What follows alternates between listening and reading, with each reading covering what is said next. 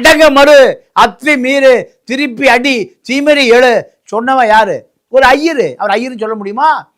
எல்லாம் தலித்துக்கள் தான்.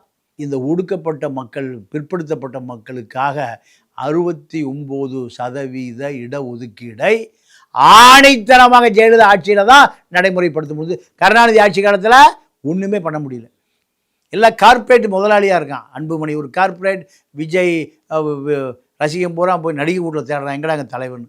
அப்போது ஒரு தலித் தலைவன் இந்த தமிழனுக்கு தலைமை தாங்கினா இந்த இனம் விடுதலை அடையும் என்பது தான். இப்போ அதுக்கான வழியே இல்லாமல் திமுகவை ஒழிச்சுத்தாங்க 75 வருஷம் அரசியல் வருது.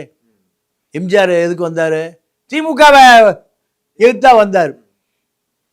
72ல் 72ல் வந்தார். 93ல் வைகோ வந்தார்.